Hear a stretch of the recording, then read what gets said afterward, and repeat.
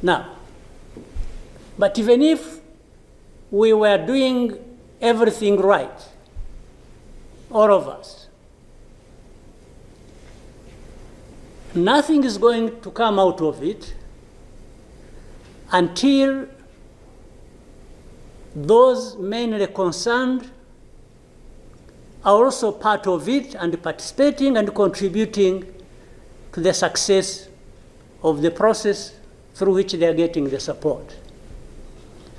But if the parties decide or accept to be manipulated, because, and by the way, that's exactly what happened. And I think in Congo, there are experts for doing that. They would go to one party and promise them something, and then they would decide to keep quiet about what is obviously going to result into problems like we are seeing now.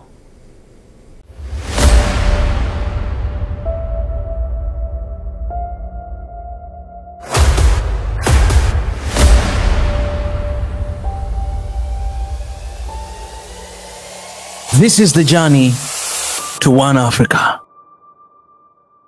Thank you, Chairman of our community. I want to associate myself with what has been said, especially what our sister President Samia Suluhu has just mentioned. But before that, let me raise a couple of questions maybe to guide us. I don't know if that is possible. One,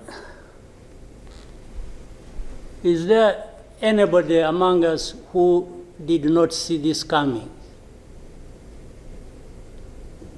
I for one, I saw it coming to be where we are now. I saw it coming because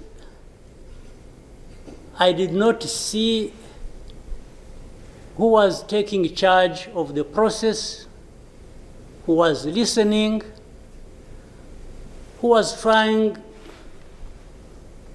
to provide any kind of guidance as to what we should be doing from one thing or one day to another. And by this, I want to also ask, as the East African community,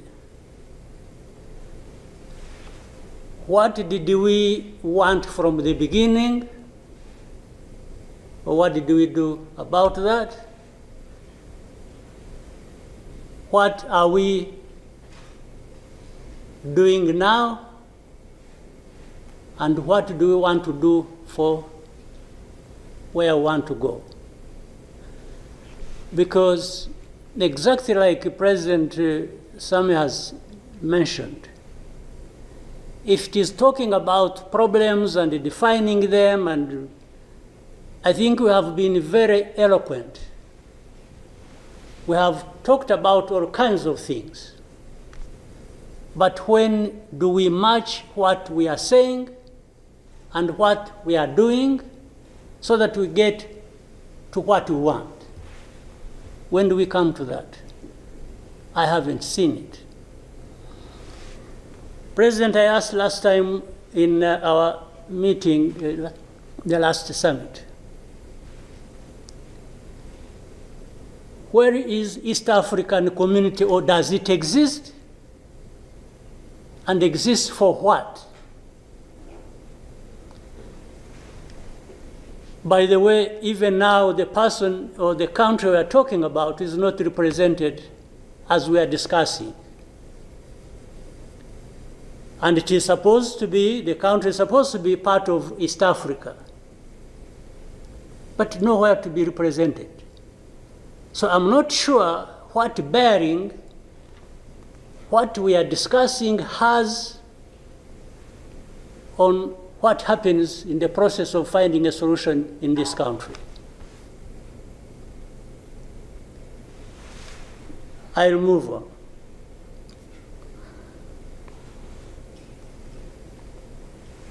The conflict that was created from the time we had the East African community get involved in trying to help in Congo, and later on when the East African force was trying its best and we are seeing progress, Tshiseked decided they are not doing what he wanted and went to SADC. SADC agreed they would come and do what he wanted and sent everybody packing. And that we complied and kept quiet. What really did we expect to come out of this? Now, worse still,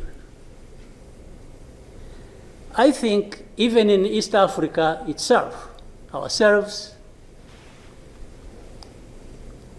maybe we have different understanding of what the problem is, and we have never come together to agree or even disagree and find a way to come together finally to do what we ought to do to deal with this problem. Or we simply decided, each country, to move on its own with a different agenda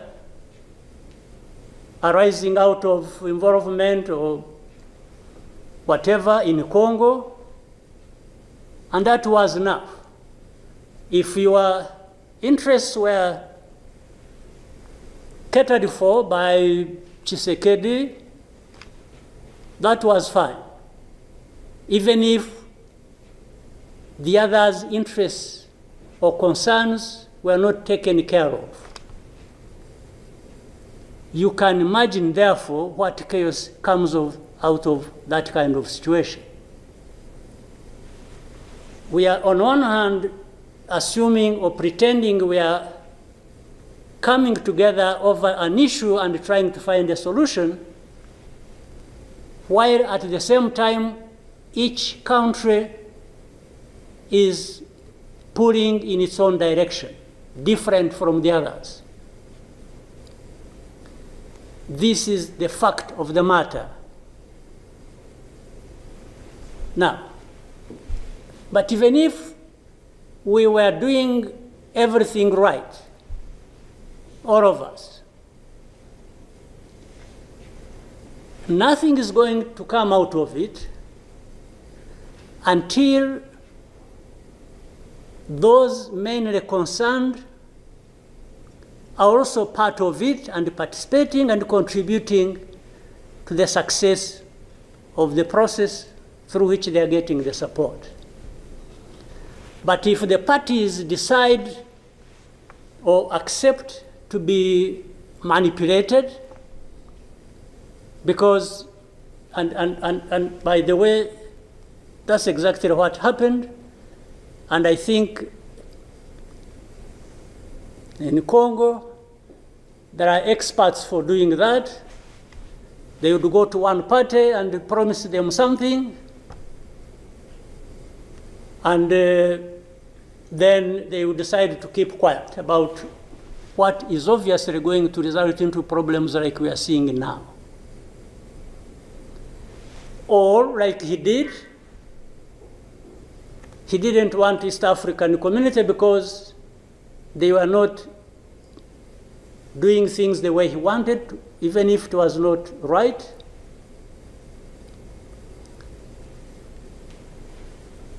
He got rid of them and he decided to bring in SADC. SADC was without any question, coming to assist Tshiseked to fight alongside FDLR, these murderers of our people here in this country,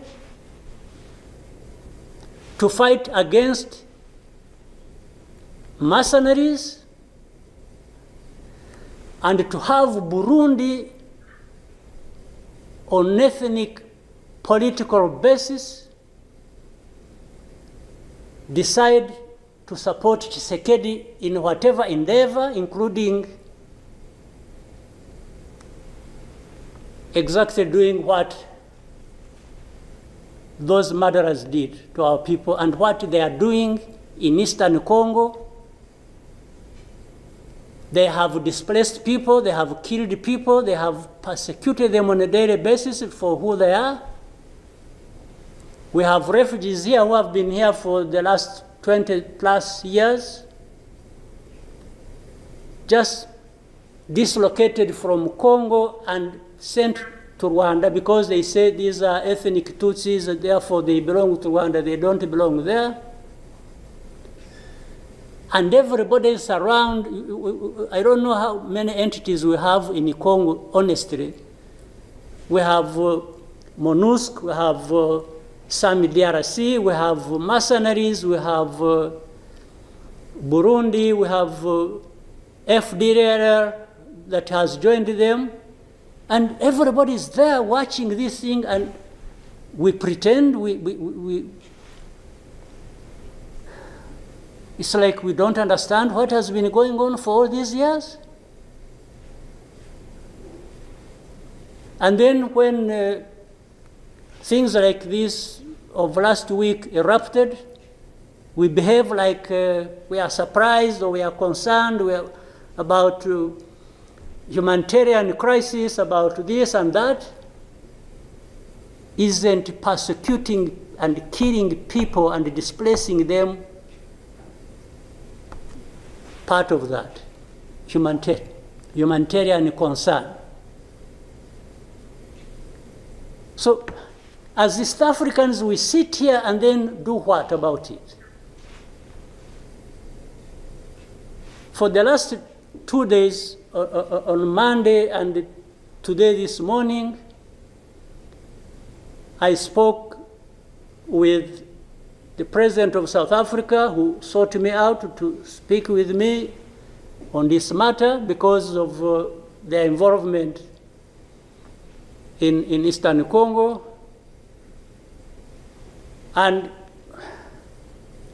he's also there pretending to be playing a peacemaker role. And he has a force that has been fighting alongside FDLR and has been fighting the M23 on the instructions of Tshiseked, because these are people who are not supposed to be in Congo, that these are from Rwanda, or the M23 are not Rwandans, please. These are Congolese, and one time he accepts it, then another time he says, no, part of it is yes, and then the other part is from Rwanda, and these are He keeps on going. And how do we, leaders of our own countries, accept this to go on forever and just accept that we shall be manipulated by Tshiseked or whoever is supporting him? And South Africa dares even issue threats about what is likely to happen after that, and so on and so forth. Of course, we will see what threats they are talking about. Maybe they should have done that exactly for which they have been issuing threats. They should have done it to clean up the mess in Eastern Congo, or to fight back those who have been trying to clean up the mess. So then you have the whole international community just confused. They talked about Rwanda, they talked about the Nairobi process, honestly, even here, maybe you will help me understand what all this means. The processes became an end in themselves. And the people leading these processes became more important than the results of the processes. The Nairobi process became a Uhuru process. Then the Rwanda process, it's like you can't say anything that will displease President Lorenzo. Definitely, this does not help deal with such a serious matters as we are faced with today. That in the end, just because they can't be addressed, we have such a situation that, like we have now. And if anybody, and above all, I don't understand how Tshiseked keeps thinking that he will resolve the problems to do with rights of people militarily. Kill them, shoot them, bring in forces that are ready to help, like especially Burundi. Well, I don't know whether that has been helpful for the last few days or weeks. They have been doing that. So I want us to, Chairman, Your Excellencies, I want us, whatever we are saying and whatever we intend to do, we capture the context rightly and then proceed based on that, and maybe we can get somewhere. But otherwise, if we keep saying good things, saying that, and to each other being nice, and then each one fulfilling their own interests other than others' interests, the common interests we have as East Africans, then I don't see how we are going to contribute effectively to finding a solution. But really, to have even had East African community expelled from Eastern Congo and everybody complied and then there was quiet, it's as if it was normal or that is okay. Everything dictated by the country or the person we are trying to help. I didn't understand that. And that's where we are now. That's how we are here, where we are. So let me maybe for now stop here. I would really want to hear advice of others, but I think it's not just a plaything. It's not, it's a serious matter, evidently, because it consumes people's lives. And the other day, 2-3 days ago, we lost people. There was a lot of sharing from Eastern Congo, from Goma, and killed a dozen people and injured hundreds. We will definitely take care of that. There's no question about it. Thank you, Mr. Chairman.